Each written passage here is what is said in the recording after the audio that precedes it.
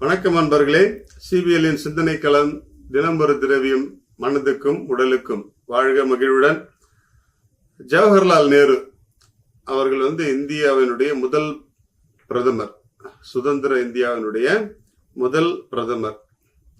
அவர்கிட்ட நிறைய நற்குணங்கள் நிரம்பி இருந்தன. அவருடைய வாழ்க்கையில் அவருடைய நிறைய வசதி வாய்ப்புகளை எல்லாம் துறந்து மக்களுக்கான பணிகளில் அவர் தன்னை ஈடுபடுத்தி கொண்டார். அதுல எந்த மாற்று கருத்தும் கிடையாது.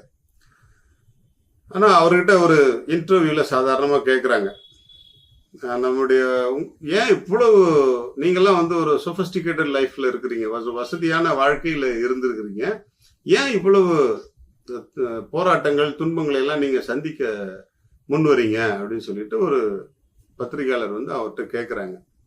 அப்போ அவர் சொல்றார், கடப்பதற்கு தடைகளும் தீர்ப்பதற்கு பிரச்சனைகளும் இல்லை என்றால் வாழ்க்கை உப்பு சப்பற்று போயிடும் அப்படின்னு சொல்றார்.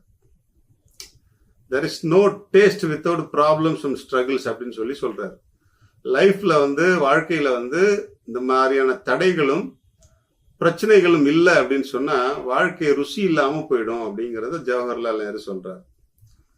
அவருடைய வாழ்க்கையில நிறைய சுதந்திர போராட்டங்களில் ஈடுபட்டதுனால சிறைவாசங்கள், சுதந்திரம் அடைந்த பிறகு இந்தியாவை ஒருங்கிணைத்து கட்டமைக்க வேண்டிய போராட்டங்கள், மாகாணங்களை எல்லாம் ஒன்றிணைத்து அந்த ஜமீன் முறைகளை எல்லாம் ஒழித்து நாட்டை ஒருமைப்படுத்தப்பட வேண்டிய பெரிய பிரச்சனைகள்லாம் இருந்தப்போ கொஞ்சம் சிந்தித்திருக்கலாம். நானே ஒரு ராஜ வாழ்க்கை வாழ்ந்துகிட்டு இருக்கிறேன், எனக்கு எதுக்கு இவ்வளவு கஷ்டம் அப்படின்னு அவர் சிந்திச்சிருந்தாருன்னா இதெல்லாம் நடந்திருக்காது.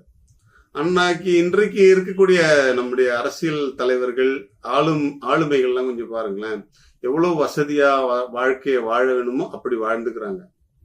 மிக காஸ்ட்லியான உடை உடுத்திக்கிறாங்க, காஸ்ட்லியான ட்ரெஸ் போட்டுக்கிறாங்க, எல்லாம் தனி விமானத்துல பறக்குறாங்க, எல்லாம் இருக்கு.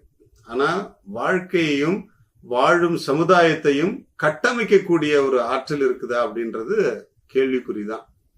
ஆனால் இவர்கள் எல்லாம் தங்களுடைய இருப்பதை தியாகம் செய்து தங்களுடைய நிலையை மாற்றிக்கொண்டு நமக்காக வாழ்ந்து காட்டியிருக்கிறார்கள். அதனால்தான் அவர்களுடைய வாழ்க்கையெல்லாம் இன்றைக்கும்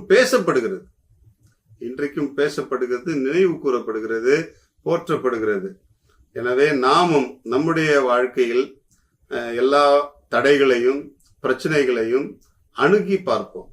அப்பொழுதுதான் நம்முடைய வாழ்க்கையும் கொஞ்சம் சுவையா இருக்கும். பிரச்சனையே இல்லை, தடையே இல்லை அப்படின்னு சொன்னா நான் ஸ்டாப்பா போய் எங்கேயாவது மோதிக்கிட்டு தான் நிற்போம்.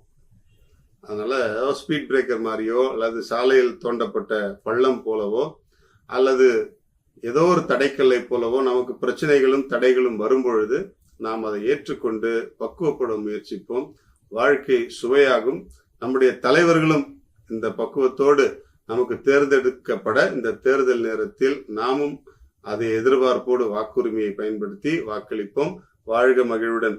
இன்றைக்கு எலுமிச்சை பழம் உண்ணும் பொழுது, அதை சாறு எடுத்துக்கொள்ளும் பொழுது அல்லது வேறு எந்த வகையில எலுமிச்சம்பழத்தை நாம் பயன்படுத்தும் பொழுது செரிமானத்திற்கு சிறந்த ஒரு மருந்தாக பயன்படுகிறது.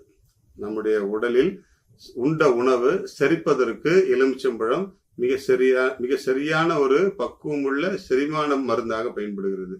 எனவே நிறைய செரிமான பிரச்சனைகள் இருப்பவர்கள் எலுமிச்சை பயன்படுத்த தயங்க வேண்டாம். வாழ்க மகிழ்வுடன்.